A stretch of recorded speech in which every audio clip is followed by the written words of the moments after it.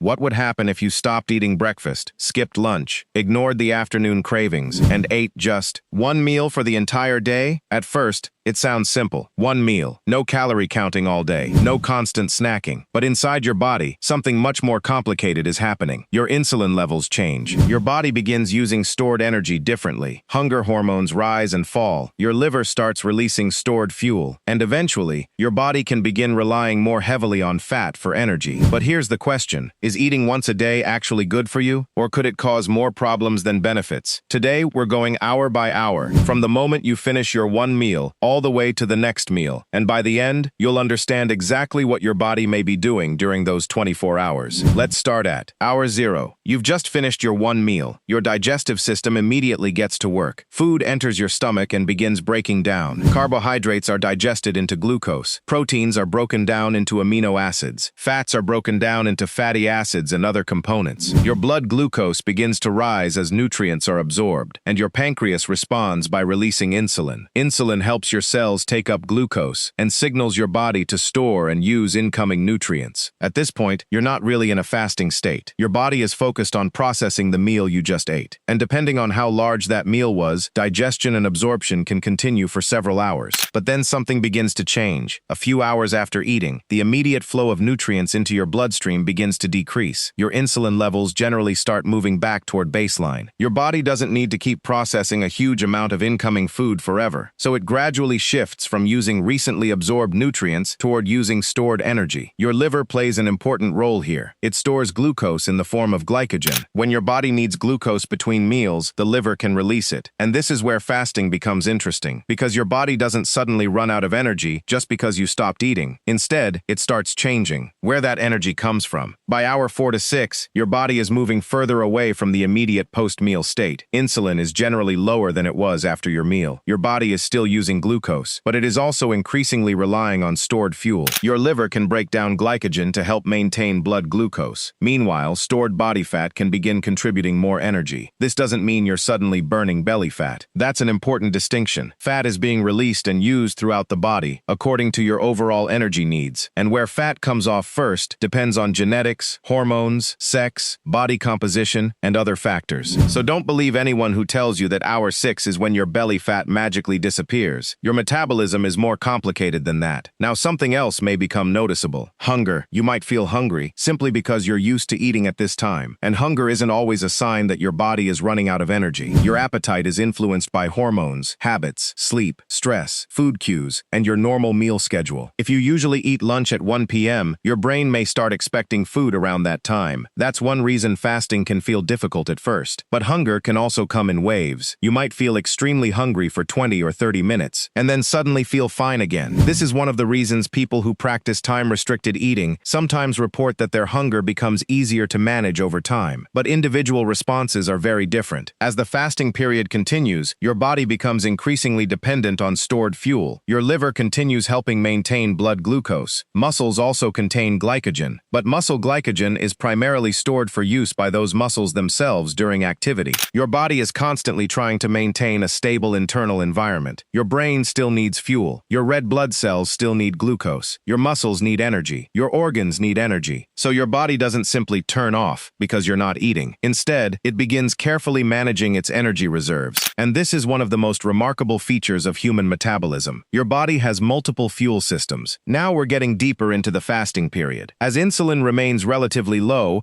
and stored glycogen becomes more limited, your body can increase its use of stored fat. Fatty acids released from fat tissue can be used as fuel by many tissues, and the liver can begin producing more ketone bodies from fatty acids. But don't confuse this with being in a deep ketogenic state. The degree of ketosis depends on many factors: your previous diet, your activity level, your body composition, how much carbohydrate you ate, and how long you've been fasting. So at hour 12, there isn't a magical switch that suddenly turns on. It's a gradual metabolic transition. For many people, this is where fasting starts to feel very different. You've gone through the normal meal schedule. Breakfast is gone, lunch is gone, and now your body is relying increasingly on stored energy. Insulin is generally low, fat mobilization is increased, and ketone production can continue rising. Some people report feeling surprisingly focused during this period. Others feel tired, irritable, dizzy, or distracted by food. And this is important. Fasting isn't automatically better just because it's harder. If your body feels terrible, that's not proof that the fast is working. It may simply mean the strategy isn't suitable for you. As fasting continues, ketones become an increasingly important alternative fuel, particularly for the brain. Your liver produces ketones from fatty acids. Your brain can use ketones alongside glucose. This is one of the reasons fasting can change how your body fuels itself. But again, don't expect some magical brain transformation at hour 16. The metabolic changes are gradual, and the amount of ketosis varies enormously between people. Someone who regularly eats a low-carbohydrate diet may reach ketosis differently from someone who ate a large carbohydrate-rich meal before beginning the fast. Your body is constantly responding to what you've eaten before. At this stage, you may notice something surprising. The hunger that felt intense earlier may become less noticeable. Why? Because appetite isn't simply a straight line that rises every hour until you eat. Hormones, such as ghrelin, are involved in hunger signaling, and their patterns can be influenced by your usual meal schedule. So sometimes you can feel incredibly hungry, then an hour later, feel surprisingly normal. This is one reason people who practice fasting often say, the hardest part was the first few hours. But again, this isn't universal. Some people continue feeling hungry throughout the fast. Others develop headaches or low energy. Listen to your body. Your body has one major priority: keep enough glucose available for tissues that need it. Even when you're not eating carbohydrates, your body can produce glucose through a process called gluconeogenesis. The liver plays a major role. This means that fasting doesn't mean your blood glucose simply crashes to zero. Your body has systems designed to maintain it. At the same time, your reliance on fat and ketones can increase. So the longer you fast, the more your metabolism shifts between different fuel sources. This is metabolic flexibility in action. You're now approaching the end of the 24-hour cycle. Your body has spent many hours without incoming calories. Stored energy has been doing the job. Fat oxidation remains elevated compared with the fed state. Ketone production may be higher, and hunger can either be intense or surprisingly manageable. But here's where people often make a huge mistake. They assume, I haven't eaten all day, so I can eat absolutely anything now. And that can completely undermine the purpose of the diet. Finally, hour 24. It's time for your one meal, and what you eat now matters. If your meal is mostly ultra-processed food, sugary drinks, and massive portions, you may struggle to get enough protein, fiber, vitamins, and minerals while also overeating calories. But if your meal contains a quality protein source,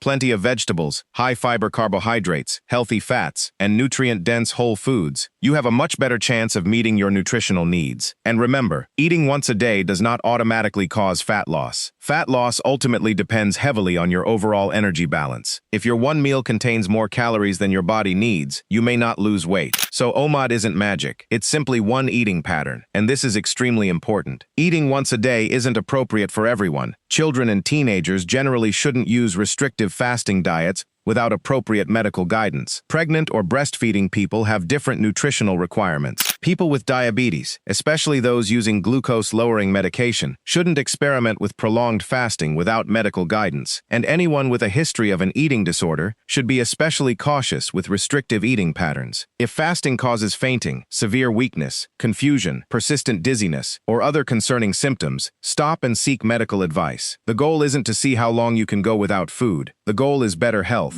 So what actually happens when you eat once a day? Your body doesn't simply shut down. It moves through different metabolic states. First, you digest your meal, then insulin falls. Stored glycogen helps maintain energy availability. Fat use increases. Ketone production can rise. And eventually your body relies more heavily on stored fuel. But the biggest lesson is this: you don't need extreme fasting to improve your health. For some people, eating once a day can be a useful strategy. For others, it may be uncomfortable, unsustainable, or nutritionally inadequate. The best diet isn't the one that sounds the most extreme. It's the one that helps you reach your goals while keeping your body properly nourished. If you enjoyed this hour-by-hour breakdown, subscribe for more science-based health videos. And remember, your body isn't powered by one fuel source. It's a remarkably adaptable energy system.